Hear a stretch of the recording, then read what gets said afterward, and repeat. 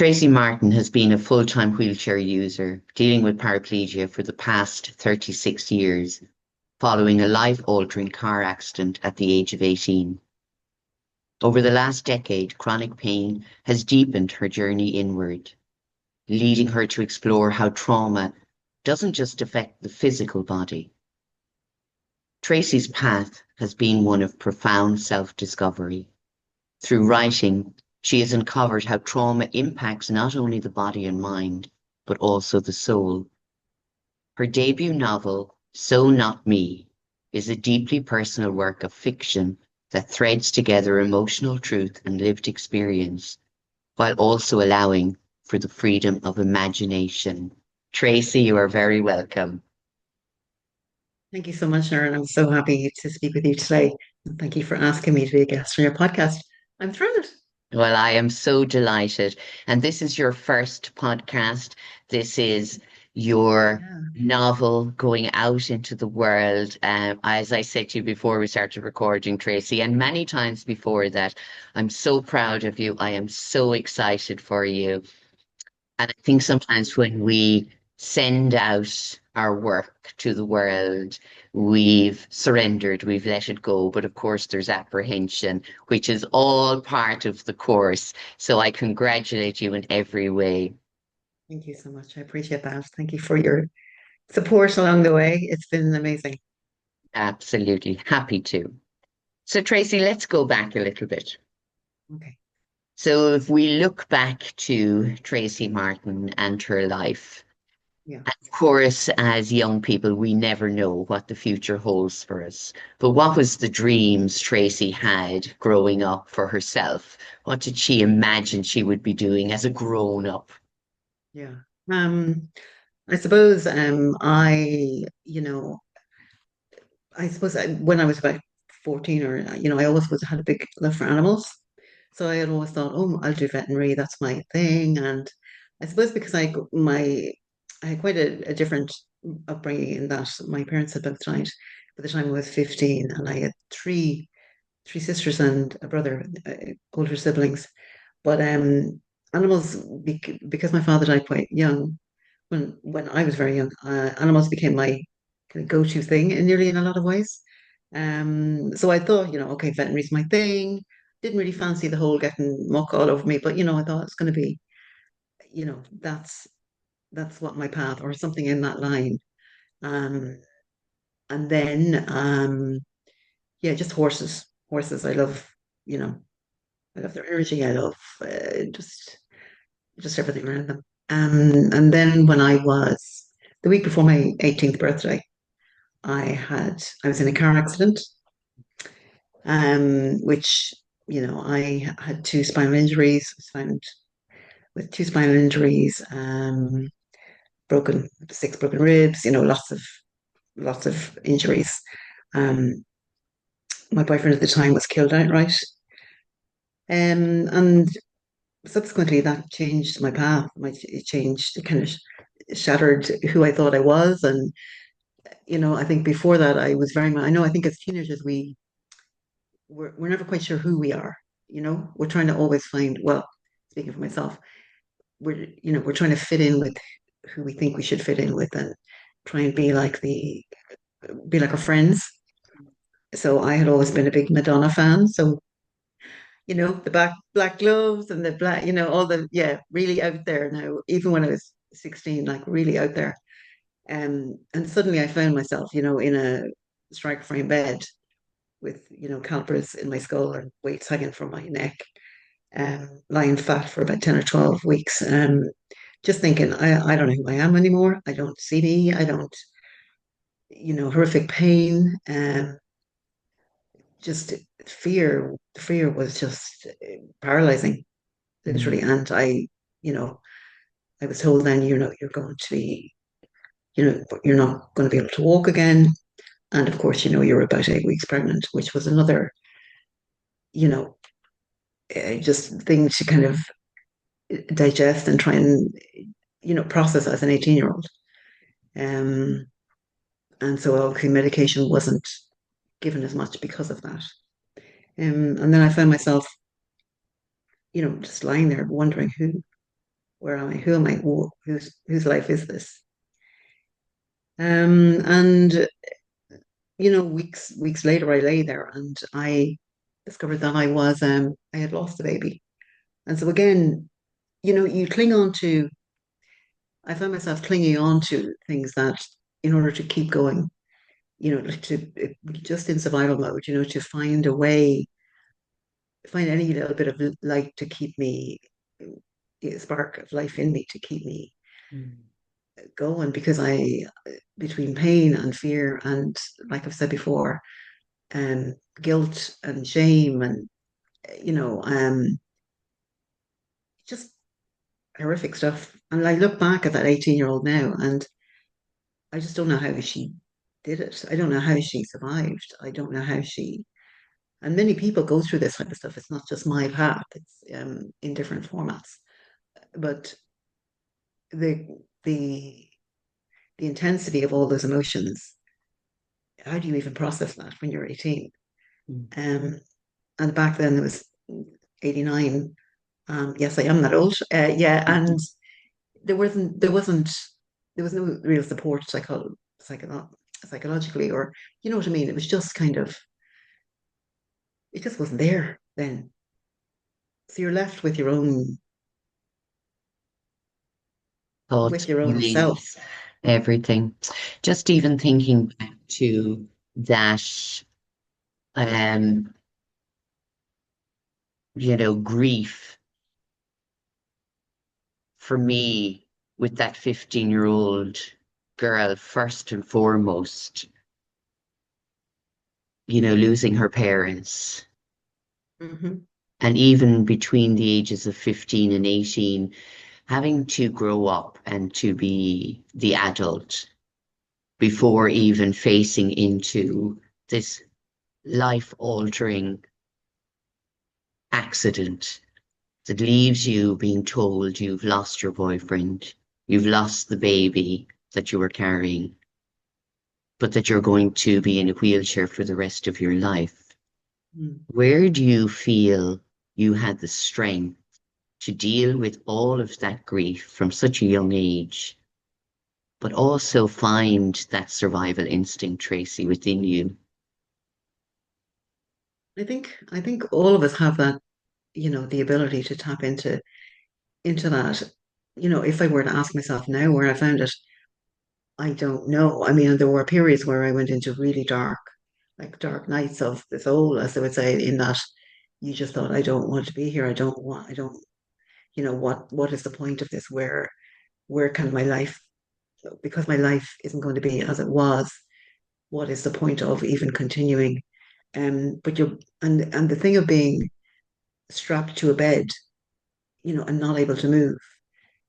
I often think, it's so easy to, I suppose for me, even the loss of my parents when I was so young, I kind of tended to run from my feelings. You know what I mean? I just kind of Mm. make myself so busy with study and boyfriends and Madonna hair and you know what I mean? Mm. Whatever, so that I didn't have the space to feel because it was too Mm. painful. And so that continued because not only with the grief from the loss of my parents and that whole kind of instability kind of thing where you don't know, to then this when I was almost 18, and it just shattered everything because even any path you thought you had, it it was just gone. That you couldn't see it. Um, and I don't know. It was. I mean, the thing I think with the early pregnancy, that at the start was the thing. I kept just clinging on to that, and everything else I blocked. Mm.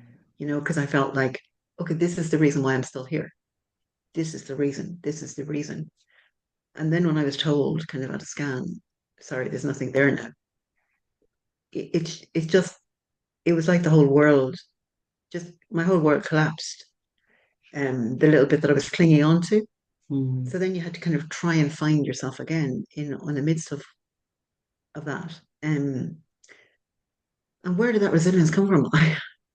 I really, I don't know. I suppose it was just a stubbornness on my part and a faith in just there is a bigger reason for this. Now there have been many days when I haven't felt that way, but I suppose there has to be a bigger picture. And I've always been very spiritual in nature. Um, and I suppose I was thinking, okay, there has to be a reason behind this.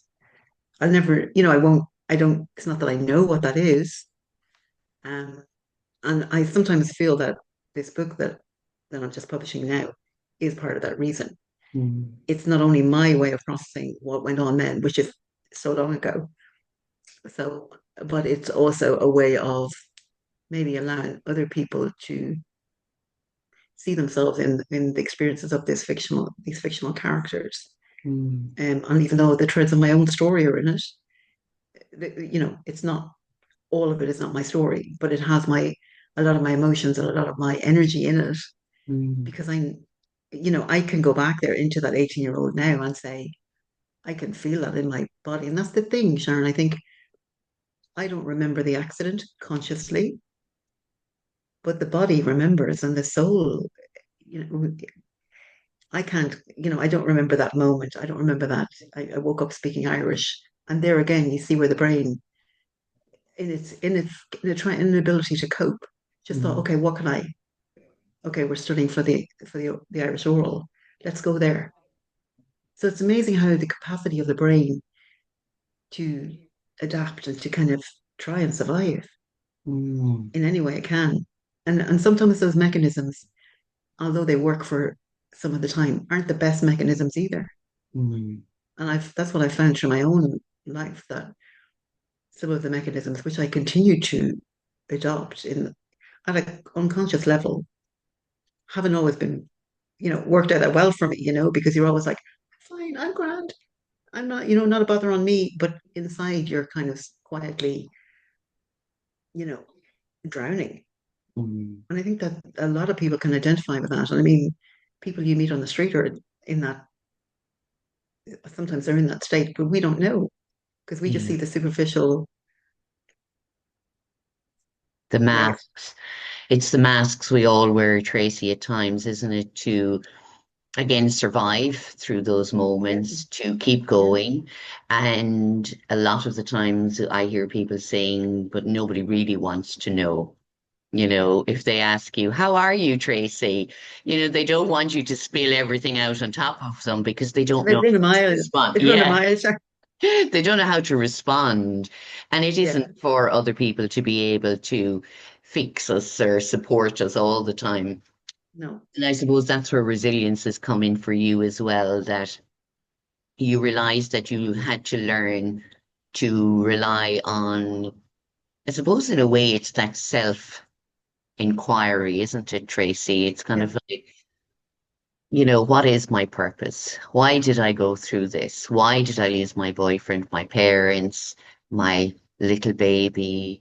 Why did I go through all of that? And even though you were very spiritual, and as you said, there was days where you just thought, what is it all about? Why am I having to endure this pain and grief? What is there out there? What's out in the world for me that I need to live for? Did you mm, ever feel like there was a day where you just wanted to give up everything? You just wanted to just let everything fade away and to not oh yeah, try any longer? yeah. Many days, many days. I'll be perfectly honest. And Sharon, like most people, oh well, and I can't say that because I don't know, but we all have days where we feel like low and we feel like we get stuck in the rut of what's the point, and it's very easy to get stuck in that rut.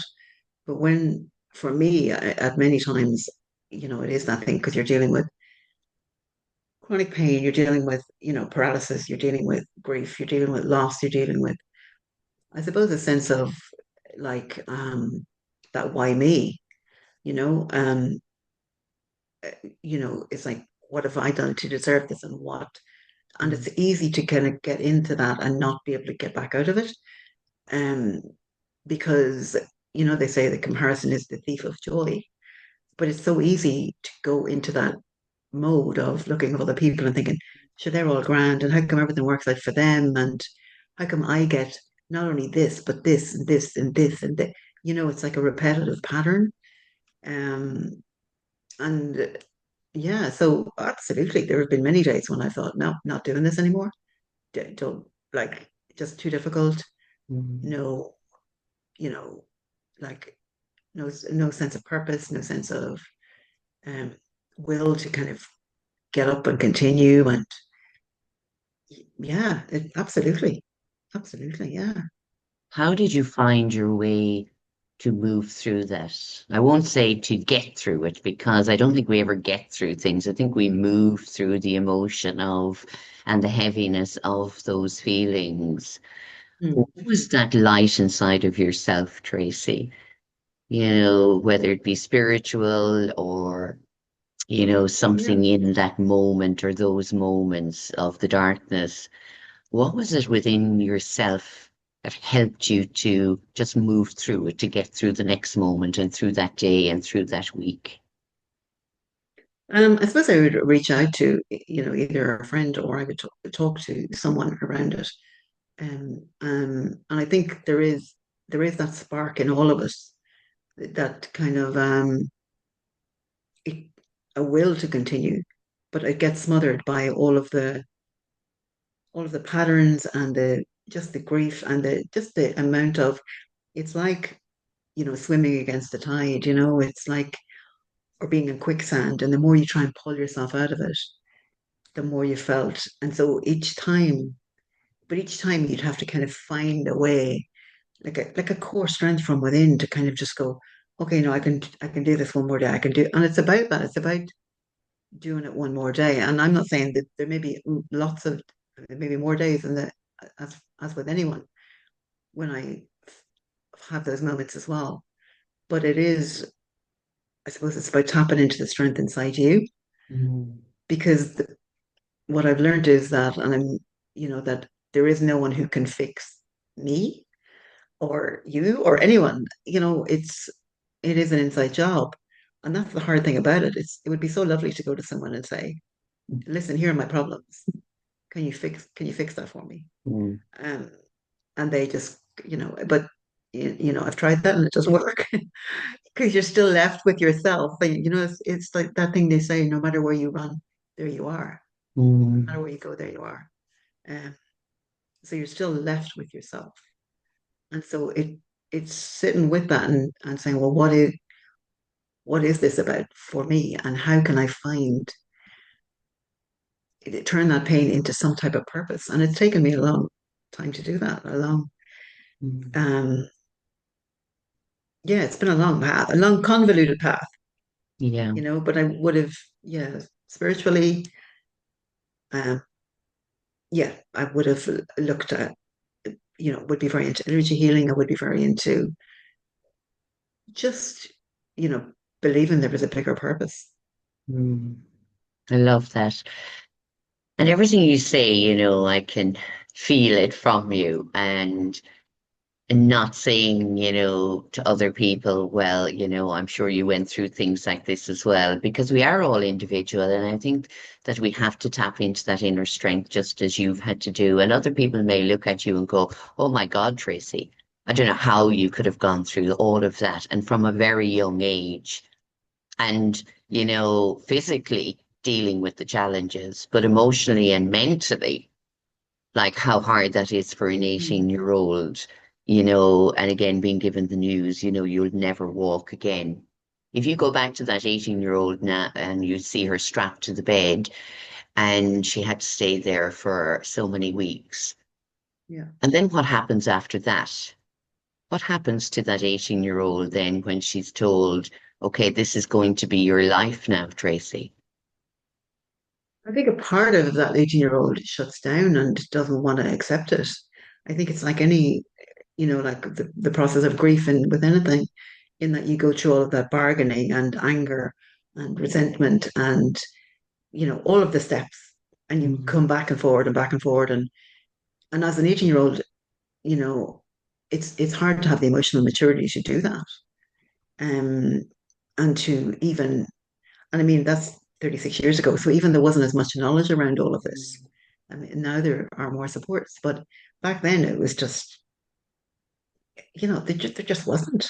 Mm. Um, so, a feeling of being very lost, of being very down, about thinking, my life is over. Very much a giving up on my own future, Mm. um, because I couldn't see a path through, you know, and I have no problem with saying that. I often would think, yeah, I don't see a way through this. I don't. There's just been too much. Mm. It's all too much. You know what I mean? It's just the weight of carrying it all. Um, and then because of the lack of, you know, the not, it's very hard to run from your feelings when you can't actually move. Mm. So, you end up really strapped into strapped into that kind of, just bathing in them, you're just soaking them and marinating in them nearly, and that's not great either because it's not great psychologically. It's not great, obviously. And yeah, for an 18-year-old to go through that type of stuff is just, you know, I don't know how I did it. I look at her and say, I don't know how she did it. I really don't, but she did. So it's, Yeah, um, an yeah, amazing, an amazing 18-year-old Tracy. That's what I mean. When you sit here with me now, 36 years later, and you go back, and even though she was falling inwards and yeah, strapped in those emotions, that she still was moving through it mentally and emotionally in some way, shape, or form, that she got through it. mm, yeah. So, how did you then go out into the world? How did you show up as Tracy moving forward then? Yeah, well, I suppose after in hospital, I was in the National Rehabilitation Hospital for about 9 months. And there was really supportive because obviously everyone has a disability or has some kind of um something, we're all in the same boat. Mm. So it was very much, it was quite an uplifting environment. Staff were great and also the fellow patients because you could you could relate to each other. It was the problem is when you left there because suddenly you came into this world where you were different, and you felt different and you were different. And even though you tried to be the same person, you really weren't. And so the mask became very faded. Yeah. Even though, and so I had difficulty, and I also moved I moved from living down in County Monaghan to up in County Wicklow. So it was a whole new area. I didn't know anyone particularly, and like my siblings were very good to me, but friends wise, I kind of moved away from that, and so it was like starting again. Um, so yeah, I had difficulty adapting. I had no, it was really hard because I went into a different school, only person in a wheelchair, and really talk about standing out in the crowd, and it was really a bit like that, and getting up at all hours to get to school, and because of the disability, things took so much longer, and to get ready, and it's just a totally different ball game. Mm. And then even when I did my leaving, when I went to go to UCD, lots of the buildings weren't accessible. Like they're a lot different now. But then it was very much, well, here's what you can do, but sorry, you can't do that because it's not accessible, or it probably wouldn't work, or so there was always it's always been like, there's always seems to have been barriers, and that's still true around disability, even though it's not as obviously it's a lot better now, but it still is. It's still, it's nothing is nothing is a given, you know. Um, so it's always been fighting against, not fighting, but um, trying to find a path.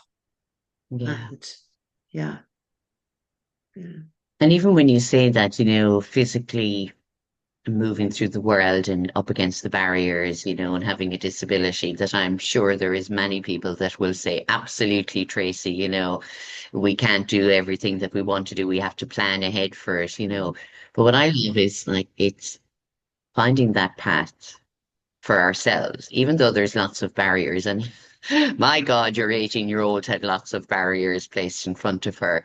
and she still found a way, even though she had to move and she had to move to a new area, new school, accessibility wasn't there, going to college, all of those things, that you found your path, Tracy, Yeah. Yeah. I didn't went you? down a number of different paths. I mean, I studied counseling. In the end, I worked, I worked in Bank of Ireland. I worked in Quilcha. I worked in lots of different areas. I have a daughter. She's now, when I was 22. So that was obviously a huge, um, quite like I was still very young.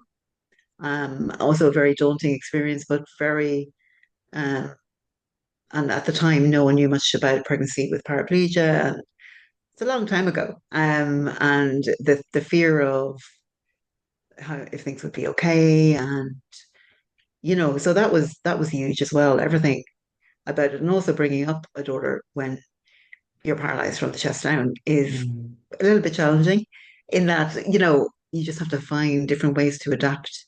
mm, So it's all around, I mean, there were so many different challenges around that in that, learning how to change a nappy from in a wheelchair, learning how to, all of the things that we don't really, I had never envisaged myself doing in a wheelchair. So sitting down and yeah, I suppose it's just about adapting. It's about, because what else can we do as people? What else can we do when we're faced with a challenge? Is find some way of accommodating it into our lives and find some way of processing it and find it. Um, and it's not always easy, and that's for mm. sure.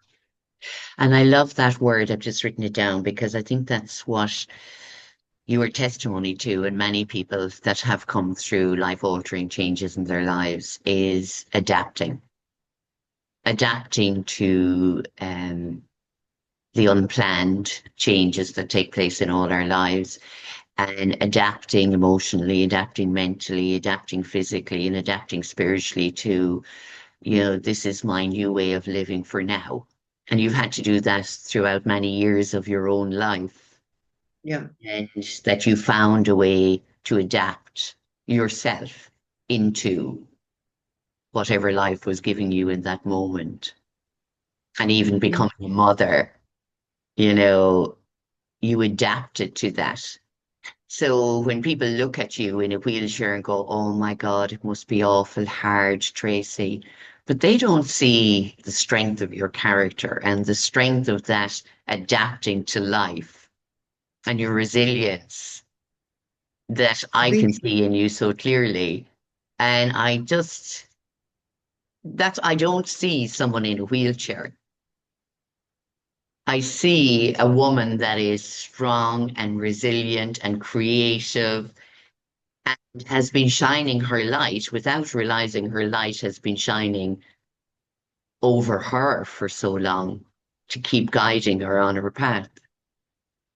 yeah, I think thank you for saying so, Sharon. I think sometimes I or we are blind to our own light. Mm, That we think we're not doing anything. We think that we're just existing, and we think that, and sometimes maybe just existing is enough, is okay, because we don't know. I'm not privy to what the bigger picture is. mm, Um, but I think sometimes when we see people in wheelchair, that we see people with whatever problem we have, there is it's a societal thing where we think, oh, isn't that, isn't that desperate now? Isn't that actually? And it's, we presume, that they've never done anything with their life, or that, that they've mm, always been dependent on lots of people, or that they've always been, but we don't know, no more than when I look at you, I don't know by looking at you what your path has been. And mm. if you were sitting in a wheelchair, would I know? No, I only see like a picture, a screen, like yeah. the visual image of, but we don't Mm, know what's behind that, no matter. So there is a thing of presumption of when you're disabled that that you don't have the capability, or that you don't have the this. the strength, or you don't have the whatever it is to do anything. Mm, And that can, that's a thing that is around. It's not around as much now. But I suppose as I age, and I suppose my that's another adaptation as I've aged and my chronic pain has got worse and stuff. Obviously we all age, our bodies adapt, and because I've been in a wheelchair for so long, um, my body's had to go through a lot, and mm, and it's carried a lot of maybe it's dealt with a lot of stuff that if it was moving, it wouldn't have to deal with. So I suppose that in itself is another thing where I'm having to ask for more help now. mm, And that for me has been difficult as well, because I've always been there very much, oh, I'm grand, I do it all. I can do this, I can do that. Not, but, and suddenly you find yourself in another situation, where so but life I think is about adapting. It's not always about, look at me, I'm a type great and got all my stuff together and I've lived in the perfect, because we don't know we don't know that that's the case, because mm. everyone deals with stuff, no matter who they are, no matter what situation they're in, because that is life. Yeah, I think you're so right. I think it's our presumption, as you said, or we look at a person or where they are in their lives or how they're living it, and it's through our own judgment, our own conditioning, our own beliefs that we may, and we don't realize we're doing it sometimes. But again, it's conditioning. But for me, I think it's one of the things that I've learned the most is never presume just from a person's outward, whether they have a disability or they're in a wheelchair or, you know, they're having mental health issues, whatever it is. You've no idea about that person's life beyond what you're just seeing there in front of you. And that's why I love doing the podcast, Tracy. And I Yeah. love hearing people's stories because it opens up people's views and perspective. And maybe they'll change it once they hear these conversations and they look at themselves and their judgments a little bit more before they make a presumption about somebody else. And that I think that we're all adapting, just as you said, through going back to your younger self and she not knowing, where her life was going to lead her. She had no idea that she would be sitting here in 2025 releasing her wonderful book on her first podcast. Imagine if you had told her, she would have said, there, no way, I don't want to exist. I'm in pain. I've lost so much. How can I ever imagine that? And that's the thing. So we can't imagine sometimes how our life can open up for us, Mm. even No, through absolutely. moving through those challenges, through the pain, through the losses, that if we allow it, and that's something you've done, Tracy, and now particularly with your book, you've opened up your whole world. Isn't that It's beautiful? this book has been a bit of a legacy now, it's been a long path with it. It's been kind of in my blood now for a long time, probably working on it for about 15 years. And it's gone through many, I've procrastinated on it for so long. And it is that thing of the fear of putting yourself out there, the vulnerability, the fear of showing up, the fear of people saying, "Well, who does your woman think she is?" or whatever they may say, or what was that all about? I hadn't a clue, or I could have written that better myself, or whatever whatever people tend to say about anything. Um, it's about putting yourself out there and running that risk, and thinking, is is this a big enough thing for me to? Is there enough spark in me to do this? And is there enough will in me to do this? And is this and with this book I knew it was something in my soul that had to go to print, no matter if no one ever read it. It was like, because sometimes there's something so strong in you, and I uh, if it's been sitting on my laptop, and like, after putting so much work into it, what would be the point Mm, of saying, you know I never should anything with it. yeah. And again, I think with me there's a more thing of the weight of carrying that story for so long and getting stuck in that story. And I would have written it originally as kind of memoir material and then journaling, and then I worked with an editor to adapt it to fiction to give me the capacity to open it up, to use my imagination, to use the creativity to bring in, I don't know, to bring a bit of humor and to bring a bit of, but it's a very spiritual book. It's quite different. I'm not sure how people will react to it, but I know I had to let it go. Yeah. And I would have spoken to you about this, that there was something in me that was just like, and maybe that's one of the reasons that I'm still here, is that this book had to go and had to be. It was just something that's in my soul Mm. and in my heart, and I'm hoping, I'm hoping I've done the best I can with it.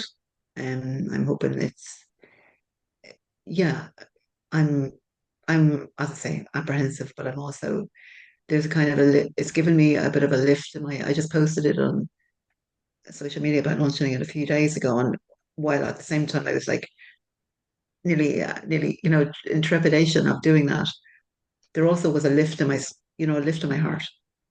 Yeah. So I'm hoping. Who knows? Who knows, Shane? I think it's brilliant.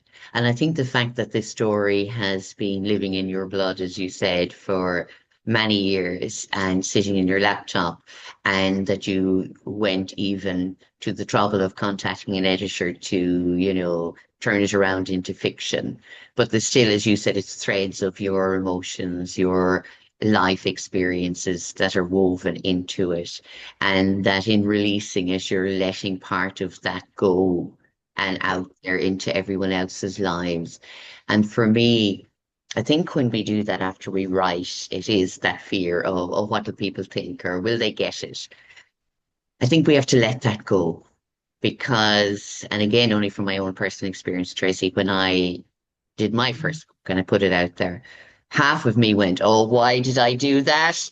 The Yeah, other yeah, yeah. half went, I'm so proud of you for having the courage to release the grip of how this has held on to you for so long, and that you can now give it the freedom and give yourself the freedom. And I think you've done that with And your it is that beautiful book. that is that grip because I resisted it for so long, and just you're just clinging on to it and clinging on to it and clinging on to it, and going back over it and adapting it and editing it, and poor Orla Kelly, who helped me with publishing. Sure, I had her driven mad because I began, oh, well, will it change this? Orla? I'm sure she was thinking, this woman, Mm. because there is that thing, you want it to be perfect, but it's never going to be as perfect as you want it because nothing ever is. No. But And it's I think it's, again, even in the imperfection, it's allowing that to be out there too. That because we are all imperfect, that your book is a reflection of that, as in all our books that we put out there, it is part of being human and living this human experience.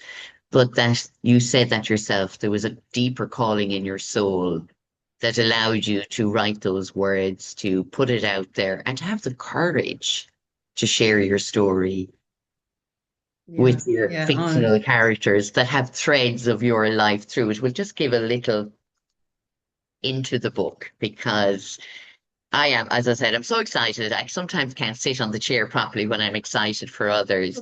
But the title of the book, So Not Me, it's your debut novel. And it's a deeply moving and thought-provoking story that explores the complexities of life after a devastating car accident. It's loosely based on Tracy's own experiences. The fictional work delves into themes of trauma, healing, and the power of human connection. It's set against the backdrop of two fractured families forever altered by tragedy, and it is told through three distinct voices: Faye, an 18-year-old navigating life changing injuries, Rob, her boyfriend, who speaks from beyond, and Faye's higher self offering clarity and compassion. Together, these perspectives weave a narrative that is both heart wrenching and hopeful, reminding readers that even in the darkest moments, it's possible to rewrite your story. Wow.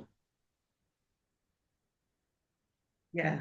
It's that I kind of get a bit. Whew. when I hear that.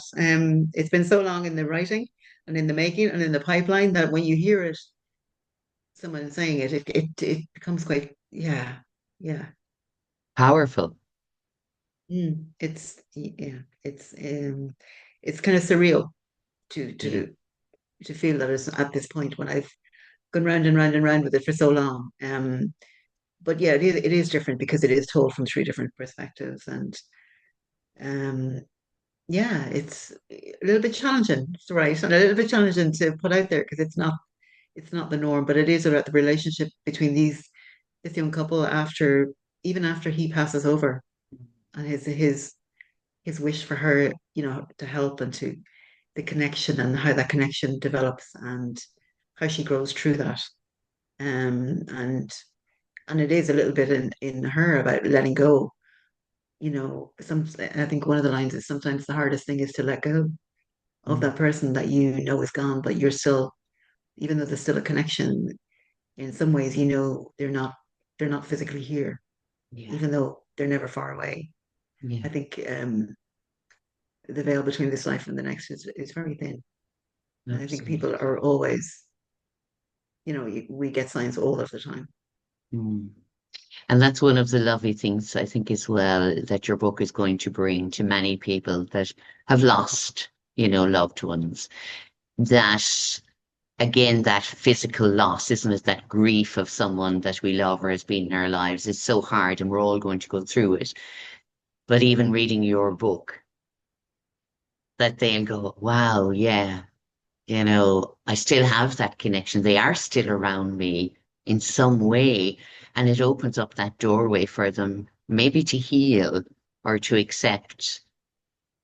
Yeah, I think we get signs a lot, but we're not maybe open to receiving them. I know I most definitely have, and I'm more open to receiving them now than I was back then. And probably if I'd heard myself saying this a couple of years on the podcast, I'd freak out, like, because it's not the time. Do you know, I'll be thinking, who is your woman saying that? Like, who? But I suppose I'm more open to, I'm more open to being authentic now about who I am, and that's just how it is. Mm, And I find it, it can be small things, but I believe that when people pass over, they're still looking out for us, and mm, you know, they're still around us to some extent. Um, and that's what this book speaks around. mm. I love it. There's just so many parts of it, even Faye's higher self, the 18-year-old girl, her higher self offering clarity and compassion. And again, we go back to your 18-year-old self. Did she think she had a higher self? Did she listen to her higher self? No, I think not. I think she had no clue at that point. Maybe at some level, but not to this extent. And I suppose when I worked with that editor, Suzanne, she was amazing in saying to me, why don't we bring in, what you've learned, in these years in between, and incorporate that into the novel. And I may never have thought of doing that, but it is around the higher self, if a soul really saying to her, you will find a way through this. Mm, There is, you will, there are, you can't see the picture now, but you will mm, one day, and I am with you. I'm always with you. mm. So beautiful. I have a real warm feeling in my heart and my tummy when you say that, because I think we all need that reminder, don't we, Tracy, that we've all come through really hard times in our lives, and what has kept us going? It could be the stubbornness, it could have been the resilience, it could have been our inner strength, but there is an aspect of our soul that wants us, even though we have, things that have gone horribly wrong, life altering accidents, but some part of your soul wants you to keep going. And then with all of that lived experience and learning, you're able to write this amazing book and in 2025 launch it out into the world. I mean, that to me is so powerful. That is part of your purpose. I don't think it's all of your purpose, But I think it's putting all of your experiences into this beautiful book Yeah, and allowing yourself to yeah, be you, yeah. to be authentic. And as you said, you wouldn't, if you heard yourself saying this on a podcast years ago, you would have laughed. But here you are showing up and allowing yourself to say I know. everything you want. I was thinking about that last night, and I was thinking, oh, if you know, if I could see me saying this now 10 years ago, I'd be saying, "Really, Tracy, you're going to go on to a podcast and say that," you know.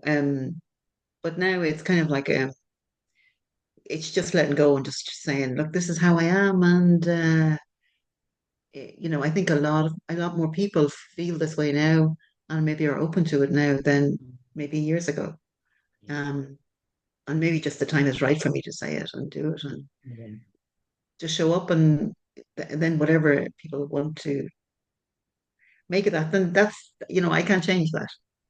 You definitely can't. And again, it's about saying that this is me. I accept me. I'm going to show up as me. And you're proof of that by putting your book out into the world, into the universe, which thanks be to God, because I would have been pushing you and pushing you. Because, I know, I know. Go yes, on, Tracy, go on. just do Yeah, it, do it. So our stories are our stories. But when we share them with the world, they become everyone else's story because they see a part of themselves in your characters, in their lives, in their challenges. And to me, that's why books and these conversations are really important because people say, Tracy could be telling my story, you know, and they feel less alone. And they feel yeah, like maybe I can do something for me now. Then maybe you've inspired someone today, Tracy, by showing up as yourself. I hope so. I think one of the lines or one of the feelings in the book is that it's never too late to let go of that story you've been running, that's been running you, or that you've been running for so long. Yeah. And that Yeah. it's never too late to do that. It's never too late to kind of let that go and to move on to a new chapter, to let it, you know, you don't know what will happen when you do that. Um, and that's one of the purposes I think behind this book. I I hope love it is. it. It definitely is because you have started and created a new chapter in your life, Tracy. And I'm so proud of you. I can't wait for everybody to read your book. And they can pre-order it from buythebook.ie, which I'll be putting all the links up to connect with Tracy through social media, pre-order her book on buythebook.ie. And I am just so proud of you. I couldn't be happier. And I mean that from my heart, Tracy. And I'm sincere about it because I have cheerleaded you from the Yeah. sidelines, but I'll be shouting about you now publicly because I had Poor to Sharon wait. is worn out going, go on, Tracy, just go on, just do it, just do Yeah, it. Come on. yeah. And Yeah. it again, we can support people and encourage them, but again, until you make that choice and decision to put yourself out there, it doesn't matter what anybody else says. No, But the fact that you have done it now and you have that strength, courage, and resilience because of everything that you've been through, that you're not afraid to show up as yourself now, Tracy. That's what I'm mostly proud of. thank you. Thank you so much for your support in all of this, Sharon. You've been incredible. You have a great gift. No. And yeah, I'll always be grateful for that. Well, I'm grateful to have met you because, again, for me, it puts it into perspective. There is no challenge that we can't move through. We may need support along the way. We may get lost. We may doubt ourselves. We may not want to be here. But if we move through it gently, even moment by moment and day by day, that maybe Yeah, there would be something really bright around the corner for us if we allow ourselves to go there and see it. absolutely. Yeah. Absolutely. I believe so. So Tracy Martin, my wonderful guest, her book, So Not Me, you can buy from buythebook.ie. Again, I'll be putting up the link and you can find her on Instagram and Facebook and I'll be putting the links up there as well for her. They can pre-order the book. When is your launch date, Tracy, or have you Oh, that's confirmed that's it? a that's a good question, Sharon. The book, it will officially be out on the 27th, and I'm presently trying to organize a physical launch. So it may be on the 13th or 14th, or it may be the following week. But I'm yeah, that's all. It's all kind of in the air at the moment. But yeah, we'll have one up here in County Monaghan around then. Brilliant. We look out for that as well. And of course, anybody in and around the area should go and get their book signed by you. You are now a published author, and I have no doubt you'll be sharing your story more and more and more with people, whether it's on other podcasts or radio or television, but that your story is inspiring. And it is one I think that's going to inspire many. And I think your book is going to open up the doors in many people's hearts and minds. So, Tracy, thank you so much. Thank you so much, Sharon, for having me. I've really enjoyed our conversation, and I'm really grateful to you for inviting me on. Thank My you so much. pleasure. So, you've been listening to the Sharon Fitzmaurice podcast. And until next time, take care of you.